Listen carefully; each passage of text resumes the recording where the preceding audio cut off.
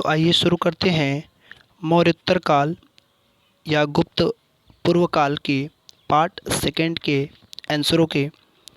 पहला इसमें आपका क्वेश्चन दिया हुआ है कि उत्तरी तथा उत्तरी पश्चिमी भारत में सर्वाधिक संख्या में तांबे के सिक्के को जारी किया था, तो वे जारी किए थे कुषाणों ने। नेक्स्ट क्वेश्चन दिया हुआ है कि कुषाण फारस की खाड़ी और लाल सागर से होकर व्यापार करते थे, और कारण आर कह रहा है कि उनकी सुसंगठित नौसेना उच्च कोटि की थी। तो इसमें आपका जो आंसर होगा वह होगा पहला सही कि कुषाण फारस की खाड़ी और लाल सागर से होकर व्यापार करते थे। यह तो कथन सही है, लेकिन उनकी सुसंगठित नौसेना उच्च कोटि की नहीं थी। तो इसमें जो आपका ऑप्शन होगा वह होगा ऑप्शन नंबर सी, ए सही किंतु आर गलत हो जाएगा। नेक्स्ट क्वेश्चन दिया है कि जो कला शैली भारतीय और ग्रीक यूनानी शैली का सम्मिश्रण है उसे कहते हैं हम लोग गांधार शैली। नेक्स्ट क्वेश्चन दिया हुआ है कि कनिष्क बौद्ध धर्म की किस शाखा का अनुयायी था जिसे प्रसार उसने मध्य एशिया व सुदूर पूर्व में किया था? तो वह था महायान शाखा का। मैंने आपको बताया था कि महायान जो था वह उत्तर की तरफ थे ये लोग, और हीनयान जो थे वो दक्षिण की तरफ थे। इनका प्रसार हुआ था या इन्होंने अपना विस्तार किया था। नेक्स्ट क्वेश्चन है कि कनिष्क के शासनकाल में सर्वाधिक महत्वपूर्ण घटना कौन सी हुई थी? तो वह हुई थी उसके समय में चौथी बौद्ध संगीति, जो कि कहाँ पर हुआ था? कश्मीर के कुंडलवन में, और उसकी अध्यक्षता किए थे वसुमित्र ने ईस्वी की प्रथम शताब्दी में। नेक्स्ट क्वेश्चन है कि प्राचीन भारत का महान वैयाकरण पतंजलि किसके समकालीन थे? तो वह थे पुष्यमित्र शुंग के समकालीन। अगला क्वेश्चन है कि सर्वप्रथम भारत में विशुद्ध संस्कृत भाषा में लंबा अभिलेख किस राजा द्वारा जारी किया गया था? तो वह जारी किया गया था शक राजा रुद्रदामन द्वारा। अगला क्वेश्चन है कि किस राजा के शासनकाल में ईसाई धर्म प्रचारक सेंट थॉमस आया था? तो वह आया था आपका गोंदो फर्निस के समय में आया था। ऑप्शन नंबर आपका सी हो जाएगा। नेक्स्ट क्वेश्चन है कि कुषाण शासक ने सर्वप्रथम स्वर्ण मुद्राएं जारी किया था, तो कौन सा वह कुषाण शासक था जिसने यह स्वर्ण मुद्राएं जारी किया था? तो वह किया था कड़फिसेस द्वितीय ने। अगला क्वेश्चन है कि किस वंश के शासकों ने छत्र प्रणाली का प्रयोग किया था? तो छत्र प्रणाली का जो शुरू किया था वह किया थे शकों ने, जिसको हम लोग छापामार प्रणाली कहते हैं। अगला क्वेश्चन है आपका कि त्रातार या मुक्तिदाता की उपाधि किस वंशों के शासकों ने लिया था? तो मुक्तिदाता जो था यह लिए थे शक शासकों ने ही लिए थे।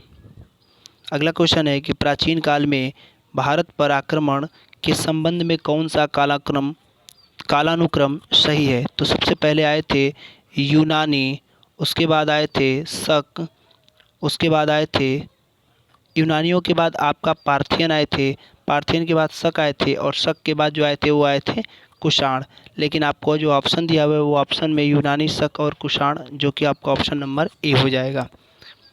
नेक्स्ट क्वेश्चन दिया हुआ है आपका कि भारत में प्रथम बार सैनिक शासन यानी मिलिट्री गवर्नरशिप व्यवहार में लाया था, तो किसने ये सब लाया था?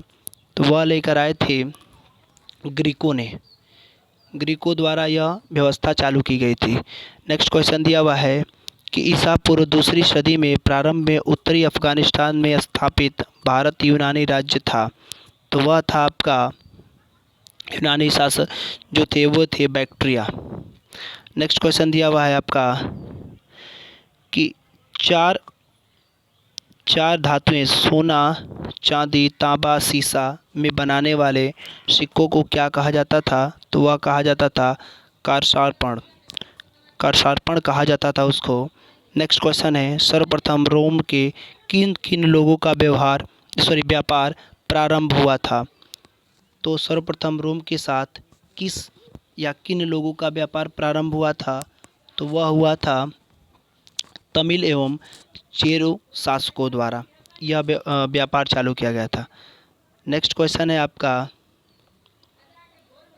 कि मौर्योत्तरकालीन प्रमुख बंदरगाह में कौन सत्य है। तो उस समय आपका जो बंदरगाह था वह था बारवैरिकम, उसके बाद बोरीगाजा यानी भड़ौच जो कि गुजरात में है, अरिकमेडु यह भी था, कोचीन आपका इनमें इसके समय में बंदरगाह नहीं था। अगला क्वेश्चन है आपका कि निम्न में से किस स्थान को पेरिप्लस ऑफ द इरीथ्रिगन सी में पोडुके नाम से संबंधित है। तो वह संबंधित है आपका अरिकमेडु के नाम से संबंधित है या संबोधित है। नेक्स्ट क्वेश्चन दिया हुआ है आपका कि मौर्योत्तर काल में किसने भारत में हिंद यूनानी की राज्य की स्थापना किया था। तो वह किया था मिनांडर ने। अगला क्वेश्चन है आपका कि निम्नलिखित में से किसने अपने जीवन के उत्तरार्ध में अपने पुत्र के हाथों में सत्ता या राजसत्ता सौंपकर बौद्ध भिक्षु बन गया। तो वह था आपका मिनांडर ही, जिसने अपने अंतिम समय में ही क्या किया कि सत्ता अपने पुत्र के हाथ में सौंपकर क्या बन गया, बौद्ध भिक्षु हो गया। नेक्स्ट क्वेश्चन है कुषाणों का संबंध था। तो कुषाणों का संबंध जो है वह चीन के यूची जनजातियों से संबंधित था। नेक्स्ट क्वेश्चन है आपका निम्नलिखित में से कौन कनिष्क के बौद्ध होने के लिए उत्तरदायी है। तो वह है अश्वघोष, जिसके कारण इन्होंने बौद्ध धर्म को अपना लिया था। नेक्स्ट क्वेश्चन है आपका कि सूची फर्स्ट और सूची सेकंड को मिलान करना है। तो इसका सीधा सीधा इंडो ग्रीक का हिंद युअन, शक का सिथियन और पार्थव का पल्लव। आपका ऑप्शन हो जाएगा ऑप्शन नंबर ए 1, 2, 3। इसमें भी आपका अगला क्वेश्चन है सूची फर्स्ट और सूची सेकंड को मिलान करना है। तो इसमें मिलान करना है तो शुंग जो थे वो आपका हो जाएगा विदिशा से, चेदी शासक जो हो जाएंगे वो कलिंग से हो जाएंगे, सातवाहन प्रतिष्ठान या पैठन और कुषाणों की राजधानी पुरुषपुर या पेशावर। या ये वंशों का नाम है और यह इनकी राजधानी है या राज्य कह लीजिए इनको।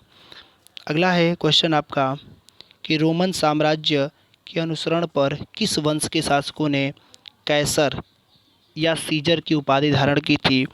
तो यह उपाधि धारण किए थे कुषाणों ने, कैसर सीजर। आप याद रखेंगे कैसर कुषाण। अगला क्वेश्चन है कि निम्नलिखित में से किसका निर्माण शुंग काल में हुआ था। तो यह भरहुत स्तूप का भी निर्माण शुंग काल में हुआ था। सांची का स्तूप की वेदिका, रोलिंग और तोरण द्वार यह भी हुआ था। भाजा स्तूप, यानी ये सभी के सभी शुंग काल में इनका निर्माण हुआ था। नेक्स्ट क्वेश्चन है कि सातवाहन नरेश हाल के समकालीन गुणाढ़ ने किस प्राकृतिक ग्रंथ की रचना की थी। तो वह किए थे बृहद कथा का। और कल हम लोगों ने हाल से संबंधित एक चीज़ पढ़ा था कि सातवाहन नरेश हाल ने उसके समय में कौन सी ग्रंथ की रचना हुई थी। तो गाथा सप्तशती की। मैंने कल बताया था आप लोगों को गाथा सप्तशती की। ये हमेशा प्रश्नों को ध्यान देंगे, ये दोनों प्रश्न हमेशा रिपीट करते रहते हैं। हाल का गाथा सप्तशती और गुणाढ़ का बृहद कथा हो जाता है।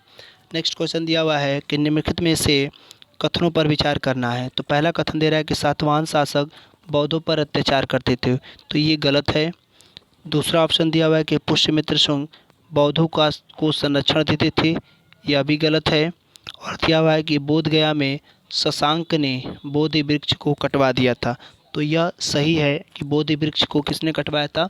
तो शशांक ने कटवाया था। आपका ऑप्शन हो जाएगा ऑप्शन नंबर, सिर्फ किसमें 3 दिया हुआ है तो वो दिया हुआ है आपका ऑप्शन नंबर डी में दिया हुआ है। तो आपका ऑप्शन जो हो जाएगा वह हो जाएगा डी, जिसमें केवल 3 हो जाएगा। तो ये रहे प्राचीन इतिहास के प्रश्नों के आंसर। और कल हम लोग का जो इतिहास में टेस्ट रहेगा अगला चैप्टर वो रहेगा संगम काल से। Thank you.